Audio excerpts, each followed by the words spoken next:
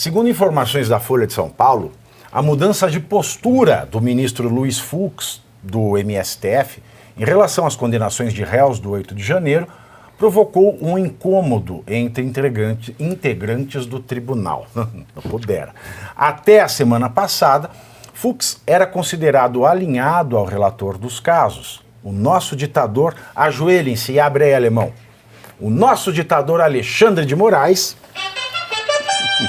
o que reforçava uma imagem de unidade em torno das decisões do Supremo Tribunal Federal, diante das críticas à condução dos processos. Fux acompanhou o ditador em quase todas as 500 condenações relacionadas às manifestações, mas, na semana passada, apresentou questionamentos sobre o caso da cabeleireira Débora Rodrigues dos Santos. 2 ministros, que não tiveram os nomes revelados, afirmam que, em processos de grande repercussão, Fux costuma levar em conta avaliações externas sobre a atuação do Supremo, como manifestações populares, da mídia, de comunidades políticas e de círculos jurídicos. O incômodo entre os ministros ficou ainda maior com as palavras usadas por Fux, que disse que iria exercer a, aspas para o Fux, humildade judicial para rever erros, fecho aspas em erros, cometidos no decorrer dos processos contra os acusados do 8 de janeiro. Aliás, quero trazer aqui para vocês também o fato de que uma outra divergência foi aberta no STF. E quem abriu foi o ministro Edson Fachin. Porque digam o que quiser dele, gostem dele ou não, tal como o André Mendonça, o Edson Fachin tem postura de juiz. Tem circunspecção, se dá o respeito e não é uma maritaca, uma araponga de imprensa como o inimigo é. Tá? O Edson Fachin ele votou para manter os atos na Operação Lava Jato contra o ex-ministro da Casa Civil e da Fazenda, Antônio Palocci. O entendimento de Fachin vai contra os votos de Dias Toffoli e Gilmar Mendes, que decidiram anular todas as provas contra Palocci. Segundo Fachin, não cabe estender a Palocci os efeitos da decisão que beneficiou o empresário Marcelo Odebrecht, por se tratarem de circunstâncias fáticas diversas e em contexto processual inteiramente distinto. Vale lembrar que essa decisão do Dias Toffoli, como relator, acompanhada pelo capo, etc., de que o Palocci, ele tem que ser, a condenação contra ele tem que ser anulada, porque o juiz Sérgio Moro foi parcial. Prova, trocava mensagem no Telegram com membro do Ministério Público, que é o dono da ação penal. Essa foi a argumentação, senhores. Presta atenção. Por que o Tofodidio, o ministro Tofodidio, primeiro ministro inconstitucional da Corte, porque não tem notável saber nenhum, Tofodidio anulou a condenação contra o Palocci. Argumento: o Moro não foi imparcial. Prova-se a parcialidade do Moro, juiz, pela troca de mensagem no Telegram com o Deltan do Ministério Público, dono da ação penal contra o Palocci. Aí eu pergunto,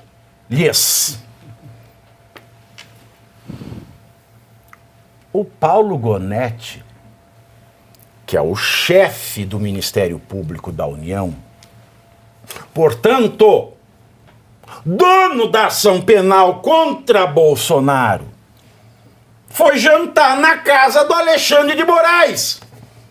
O que é mais íntimo? Trocar mensagem de Telegram, que você troca com qualquer vagabundo que você encontra em site de paquera, em aplicativo de paquera, você troca o número e fica lá. Você nem conhece a pessoa. Ou ir jantar na casa da pessoa, o que é mais íntimo? Sendo mais íntimo o cara do Ministério Público, dono da ação penal, e jantar na casa do juiz, é muito mais parcial. Revela uma parcialidade com maior vigor, com mais consistência. Por que que o Palocci tem que ter a condenação anulada e por que que o processo contra o Bolsonaro tem que ir adiante?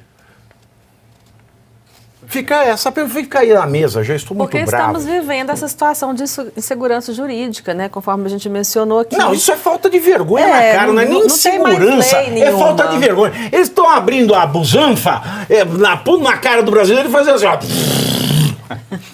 Não temos mais lei nenhuma. Voltando nessa questão do Fux, né? Esse mal-estar que está gerando esse novo posicionamento, ou pelo menos uma fala que parece estar sendo dissonante em relação ao Alexandre de Moraes, eu queria acrescentar o seguinte: o Fux, no voto dele, ele deixou a entender que a delação do Mauro Cid é nula. Isso é uma coisa que deve estar incomodando muito, porque ele fala com todas as letras que foram 9 delações, e 9 delações e nenhuma é a mesma coisa. É óbvio que teve omissão e que as sucessivas delações foram trazendo novos argumentos e que essa foi a frase assim, principal. 9 delações é a mesma coisa de nenhuma. Então ele já coloca sob uma suspeita essa delação do Mauro Cid como podendo ser considerada nula, e isso pode vir agora durante o julgamento, esse posicionamento dele mais efetivo. E teve uma expressão que ele usou no discurso dele, que ele disse que o voto dele estava sendo técnico, de acordo com a independência que ele tem, né, pelo conhecimento dele, pelo todo o arcabouço técnico que ele tem, uma independência não sindicalizada por ninguém, salvo melhor, se eu não estiver falhando a memória. Uma se independência. Estiver, você que vá presa, não, tá? e ele diz isso, claro. Uma independência não sindicalizada por ninguém.